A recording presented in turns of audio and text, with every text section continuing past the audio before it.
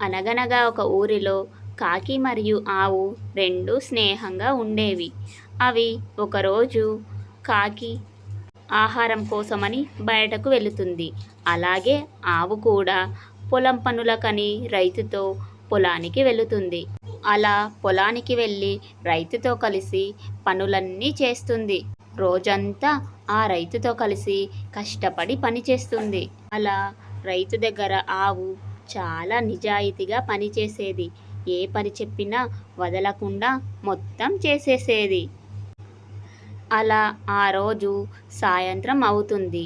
అలా సాయంత్రం అవ్వగానే కాకి ఇంటికి వస్తుంది. కానీ ఆవు మాత్రం ఇంకా ఇంటికి రానే రాదు. అప్పుడు కాకి ఇలా అనుకుంటుంది, నేను వెళ్ళి ఆహారాన్ని సంపాదించుకొని వచ్చేశాను, కానీ ఆవు ఇంకా రాలేదు అని ఆలోచించగా అప్పుడు ఆవు పొలం నుండి ఇంటికి వస్తుంది. అలా ఇంటికి రాగానే ఆ రైతు ఆవుకు గడ్డి వేసి వెళ్ళిపోతాడు. అలా గడ్డి వేయగానే ఆవు తినేసి అక్కడ నిలబడి ఉంటుంది.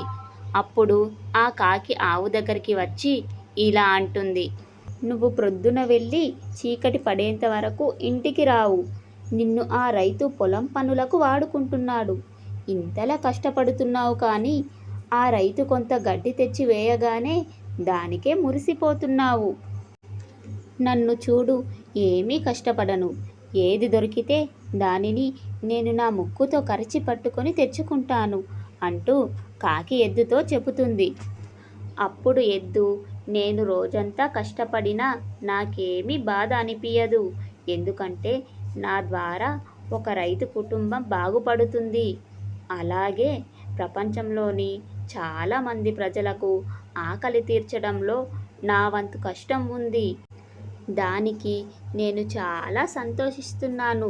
నీలాగా దొంగతనం చేసి తెచ్చుకున్న ఆహారాన్ని నేను జీర్ణించుకోలేను అంటూ ఆవు కాకికి బుద్ధి చెప్తుంది. అప్పుడు కాకి సిగ్గుతో తల వంచుకుంటుంది. నీతి: కష్టంలోని సంతోషం కష్టపడేవారికి మాత్రమే తెలుస్తుంది.